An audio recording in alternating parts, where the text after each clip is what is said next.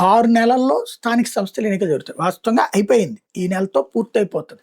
పంచాయతీల పదవీ కాలాలు పూర్తయిపోతాయి, మున్సిపాలిటీల పదవీ కాలాలు పూర్తయిపోతాయి, కార్పొరేషన్ల పదవీ కాలాలు పూర్తయిపోతాయి. వాళ్ళందరికీ గూడా ఇప్పుడు స్పెషల్ ఆఫీసర్ల పాలన. రేపు నెక్స్ట్ జడ్పీటీసీలు, ఎంపీటీసీలు అన్నీ అయిపోతది. టోటల్‌గా స్పెషల్ ఆఫీసర్ల పాలన అంటే ఎమ్మెల్యేల చేతుల్లో నడుస్తది. మంత్రుల చేతుల్లో నడవబోతుంది. ఇక మున్సిపాలిటీలు, కార్పొరేషన్లు, పంచాయతీలు వ్యవహారం అంతా గూడా. అయితే ఇప్పటి నుంచి 6 నెలల లోపు ఎన్నికలు జరుగుతాయి అన్నటువంటి చంద్రబాబు గారు నిన్న మంత్రులకు చెప్పుకొచ్చారు.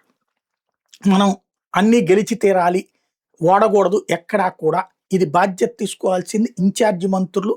వాళ్ళు ఎమ్మెల్యేలతో వీళ్ళతో సమన్వయం చేసుకోవడం, అట్లాగే పొత్తుల వ్యవహారాలు జాగ్రత్తగా చూసుకోవడం చేయాలని చెప్పారు. వాస్తవంగా ఇదివరకు జగన్మోహన్ రెడ్డి తన మంత్రులు, తన ఎమ్మెల్యేలకి ఇదే మాట చెప్పాడు. అప్పుడు అరాచకం, రాక్షసత్వం ఇట్లాంటి పదాలు వాడారు.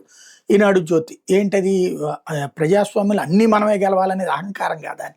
ఇప్పుడు చంద్రబాబు గారు మాట్లాడితే ఇది పార్టీ బాగ్ కోసం మాట్లాడినట్టు. ఎవరు మాట్లాడినా అన్నీ గెలవాలని అంటారు కానీ కొన్ని ఓడిపోదామని ఎవరు అనరు.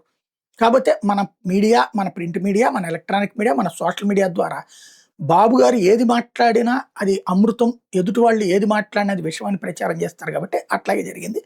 ఓవరాల్‌గా 6 నెలల్లో స్థానిక సంస్థల ఎన్నికలైతే జరుగుతాయి.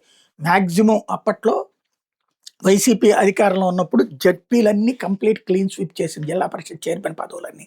అలాగే కార్పొరేషన్ మేయర్ పదవులన్నీ క్లీన్ స్వీప్ చేసింది. మున్సిపాలిటీల్లో 5 మాత్రమే తెలుగుదేశానికి వచ్చినాయి. మిగతాది 95 వాళ్ళే క్లీన్ స్వీప్ చేశారు. అంటే అప్పుడు క్లీన్ స్వీప్ అనకూడదు, 5 తగ్గినాయి కాబట్టి. అది పంచాయతీలో 80% విజయం సాధించారు.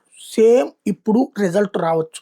అంతకంటే ఎక్కువ వచ్చింది అంటే గనక, అంటే వైసీపీ ఇంకా దారుణంగా దెబ్బతిని 100% తెలుగుదేశం కూటమి గెలిచిందంటే వైసీపీ పని అయిపోయినట్టేనని చెప్పడానికి వీలుంటది.